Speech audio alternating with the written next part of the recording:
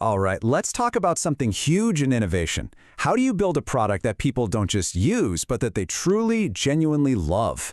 The answer? Well, it's probably not what you're thinking. I mean, think about it. It's a tough world out there. Most new products just fizzle out. They launch with all this hype, and then a few months later, poof, they're gone. You ever stop and wonder what's really going on there? And boom, there it is. It's the classic trap. So many companies fall completely in love with their own cool tech, their slick design, their list of features, and they kind of forget who it's all for. Here's the thing. A great product isn't really about what it does.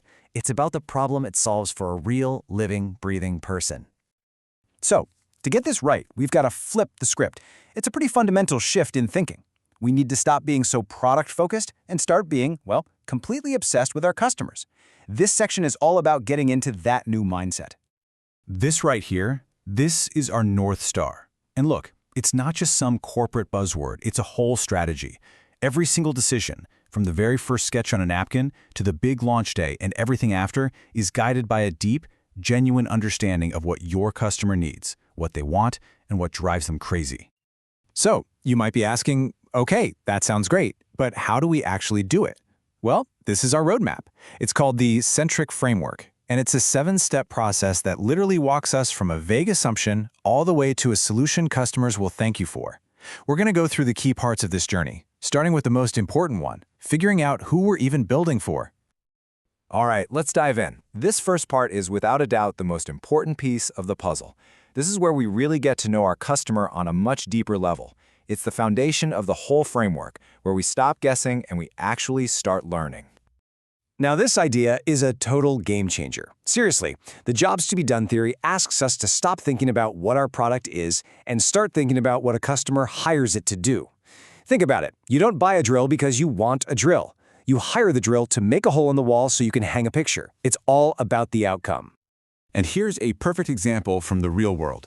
Someone using a McDonald's kiosk isn't just buying food. They might be hiring it to save time because they're in a hurry, or maybe to avoid talking to anyone because it's been a long day, or maybe to customize an order for their picky kid, or even just to check the calorie count. Every one of those is a different job. So, understanding the job is one thing, but who is the person actually doing the hiring? You know, to build something that really connects, we have to put a face to the user. We need to meet them. So let's meet Alex. See, he's not just a demographic or a statistic. He's a real person with real motivations and, more importantly, real frustrations. He's busy, he's trying to be healthy, and he finds the typical fast food line to be a total pain.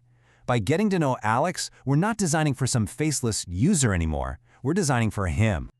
This is a super powerful tool, the Customer Journey Map.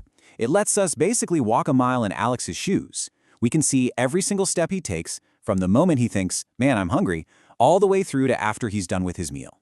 And this map, it shows us the good parts, the bad parts, and, most importantly, where we have a chance to step in and make things way, way better. Okay, so we've got our insights. We know Alex. We know his journey. We know what drives him nuts. Now comes the fun part. Let's get creative and turn all that learning into some actual, concrete ideas. Instead of just saying, ugh, the service is too slow, we reframe it. We ask, how might we? This little phrase is like a magic key. It unlocks creativity. It shifts our brain from focusing on problems to dreaming up solutions. How might we streamline the checkout? See? Suddenly, we're brainstorming a ton of different possibilities. So now we've got a flood of ideas. Which one do we pick? This is where the now, wow, how matrix comes in.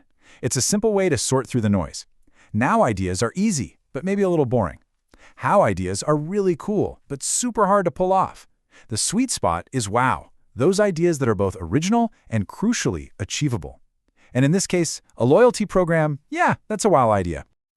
So, we've picked our wow idea. But wait, before we rush off and start building, we have to hit pause. We need to make sure this isn't just a cool idea, but that it's actually a great one. This next step is all about testing our idea against reality. And that brings us to the final test, which you can see here as the innovation sweet spot.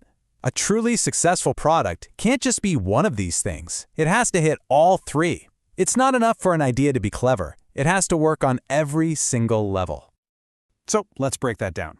First, is it desirable? Does Alex actually want a loyalty program? Yep, our research says people like him value rewards.